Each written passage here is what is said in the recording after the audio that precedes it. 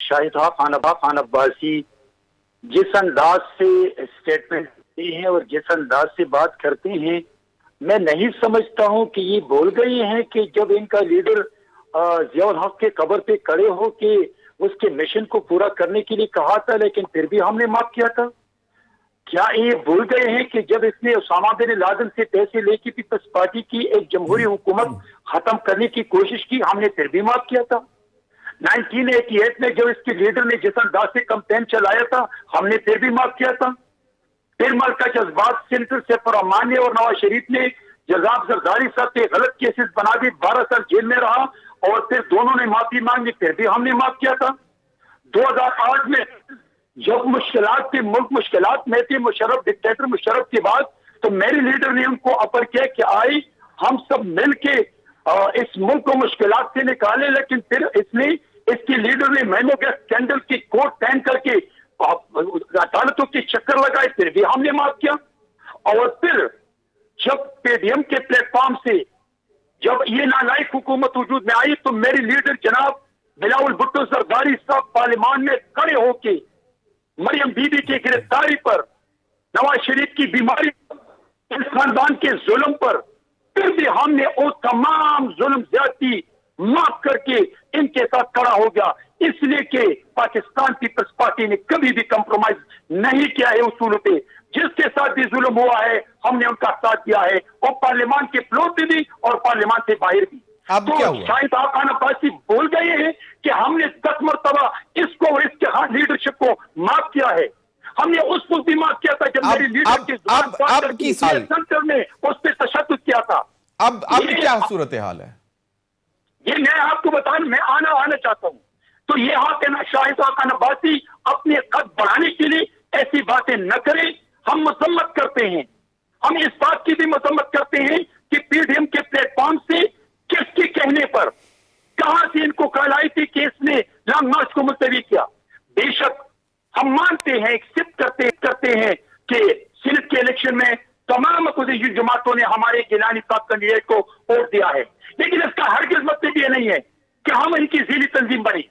इसका मतलब ये नहीं है कि हम इसकी पार्टी के वर्कर बने। पीडीएम में तमाम जमातों का अपना एक मुकाम, अपनी पॉलिसी, अपने मैनिफेस्टो, अपना मंशूर है। लेकिन सेनेटर जावेद अब्बासी साहब का कहना था कि हमें चाहिए था कि एक दूसरे के साथ चाहे जितने भी इख्तिलाफात थे, जो भी सूरत हाल बन रही थी, बैठकर बातचीत करते, मतलब कि ताकि जो एक बड़ा मकसद था उसको हम हासिल कर पाते। बिल्कुल मैंने जमीर साहब, मैंने ये बातें शाहिदा खान अब्बासी को उनको जवाब दिया। ये मैंने थोड़ी सी बातें अपने सेनेटर साहब की सुनी, इसने कंप्रोमाइज की बात की। हम भी यही कहते थे कि अगर हमने कोई गलती की या कोई आपको एक काम अच्छा नहीं लगा, तो फिर पीडीएम का प्लेटफॉर्म था और मौलाना फजलुर रहमान साहब को ये हक किसी ने नहीं दिया था कि वो अपने जमीयत उलमा इस्लाम की ज़ीली तंजीम को समझ करके उनको वो हमेशा का देते। बिल्कुल कामरान मुर्तजा साहब भूल गए थे। बिल्कुल मौलाना कहते बिल्कुल पीटीआई के साथ इलेक्शन हो रहा था। बिल्कुल मैं जरा कामरान मुर्तजा साहब से भी जानना चाहता हूं, क्योंकि सदारत अभी भी पीडीएम के उन्हीं के पास है, मौलाना फजलुर रहमान साहब के पास है। कामरान मुर्तजा साहब, क्या जेयूआई फे कुछ कोशिश कर रही है कि इन दोनों बड़ी जमातों के दरमियान बढ़ती हुई जो खलीज है उसको कम किया जाए? दोनों तरफ कुछ ऐसे दोस्त हैं जो हाथ से थोड़ा सा अपने आप को, अपने लहजों को अगर हम नरम कर लें। देखिए, गलतियां हम सबसे होती हैं, हमसे भी नहीं होती, पीपल्स पार्टी से भी होगी, नून लीग से भी नहीं होगी, सबसे गलतियां हो जाती हैं, मगर उस गलतियों का मुदावा क्या होता है? तो गलती सारी कर लेते हैं, यार हो गया बस चलो छोड़ो, मिट्टी डालो, आगे चलते हैं। इतने अजीम मकासद के साथ चलने वाली पार्टी इतनी छोटी बातों पे जो ना वो आपस में एक दूसरे पे कीचड़ उछाल नहीं है, वो इससे कोई अच्छा मैसेज नहीं जा रहा। और उस सर्कमस्टांसेस में उस रेफरेंस के साथ आप खुद अपना गैलप सर्वे की बात कर रहे थे कि जो 7 दिन पुराना जो आया है, लोग भूख से मर रहे हैं और हम आपस में उछाल रहे हैं और अपने अजीम मकासद को हम उसको खराब कर रहे हैं। तो अगर हमने इसी तरह से करना था तो फिर इसकी जद्दोजहद का क्या फायदा था? इतना साथ चलने का क्या फायदा था?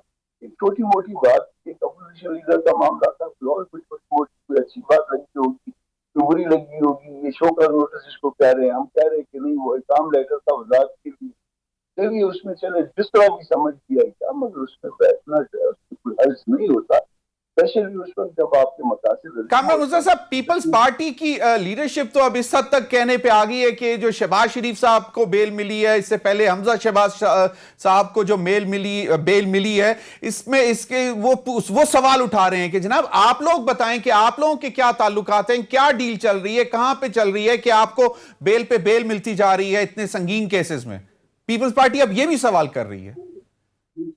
एक तो बेल मिली है, वो कोर्ट्स ने दी है। अगर हम अपने कोर्ट्स बाद आप उनके ऊपर क्वेश्चन कर सकते हैं, उनकी जजमेंट के सवाल उठते हैं, मगर अगर हम अपने इस अदालती निजाम के ऊपर जो है एक बड़ी पार्टी, क्योंकि कई दफा जो है ना वो गवर्नमेंट में रही और गवर्नमेंट में क्या प्राइम मिनिस्टर उनके पास रही, अगर वो इस तरह से मीडिया अपने अदालती निजाम से उठाने लग गई तो फिर मामला जो है ना फिर ठीक नहीं रहेंगे, फिर आपका दस्तूर भी शायद ना बचे, क्योंकि पूरा एक बिल खराब कर रहे हैं। जावेद अब्बासी साहब, आपने बहरामंद तंगी की भी बात सुन ली और कामरान मुर्तजा साहब की भी बात सुन ली, जरा इसको सम अप कर दें ताकि फिर मैं ब्रेक पे जाऊं, और ब्रेक के बाद फिर हम जब आएंगे तो फिर जरा वो गैलप सर्वे पे भी बात करेंगे और जो इंसदाद दहशतगर्दी कानून के तहत तहरीक लब्बैक पाकिस्तान को जो उन्होंने पाबंदी लगाने का फैसला किया हुकूमत ने, उस पर भी बात करेंगे। जी अब्बासी साहब, क्या कहते हैं, ये बहरामंद तंगी साहब ने जो बातें की हैं इनका भी जवाब दे दें। जी, मैं तंगी साहब की बात मैंने सुनी है, बदकिस्मती से मैं कामरान मुर्तजा साहब की बात मुझे आवाज नहीं आ रही थी। तंगी साहब ने बहुत ही अच्छे शोला बयान में कर रहे हैं और बहुत ही जबरदस्त उन्होंने तकरीर की है। सिर्फ उनकी खिदमत में याद है कि मैं, सच्ची बात है कि मैं ताने देने वाला आदमी भी नहीं हूँ और मैंने जिंदगी में ये काम सीखा भी नहीं है। मैं इस काम में बड़ा ही, मेरा ख्याल है मुझे नालायक समझे जब मैं कल इकट्ठे बैठे और आज एक दूसरे के कपड़े उतारेंगे, मुझे आता भी नहीं है। सही, हम मेरी तजवीज़ नहीं हो सकी, लेकिन मैं सिर्फ इनसे इतना अर्ज करता हूँ, ये जो सारी चीजें आप आज गिनवा रहे हैं, काश आप इतनी अच्छी चीजें हमारे साथ, ये सारा अगर आप कह रहे हैं आपकी नजर में हम इतने खराब थे, हम ठीक नहीं थे, तो मेहरबानी करके फिर आपने हमें आकर हमारे पास रोज आते थे, बैठते थे, पीडीएम की प्लेटफॉर्म पर आपके बैठते थे। ये वो जमात है तंगी साहब जो अभी, मैं पिछली हिस्ट्री में नहीं जाऊंगा ना, मैं इस बात का शौकीन हूँ कि पीछे क्या क्या हुआ है वो सबको, सब दुनिया को पता है। सिर्फ इस इलेक्शन के बाद देख लेंगे, जब 2018 का इलेक्शन हुआ, वजीर आजम के लिए शहबाज शरीफ का नाम इन्होंने पेश किया। हम नहीं चाहते थे कि शहबाज साहब को इलेक्शन लड़ाए, शहबाज साहब ने इनको कहा आप लड़े, इन्होंने शहबाज साहब का नाम पेश करके ये पीछे से हट गया, उन्होंने अपना कैंडिडेट खड़ा किया। ये किसके कहने पर आपने किया था? फिर सदारत का मौलाना फजल रहमान का सारी जमातों ने कहा कि मौलाना फजल रहमान साहब सदारत का इलेक्शन जीत सकते थे। उस वक्त ऐसी पोजीशन थी कि हम उनको करते लड़ाते तो इलेक्शन जीत जाते थे। इन्होंने अपना कैंडिडेट खड़ा कर लिया है। मौलाना साहब इनके पास में सारे गए कि आप मुझे हराने के लिए क्यों आपने अपना कैंडिडेट खड़ा कर लिया है? क्या ये किसी के कहने पे आप करते थे?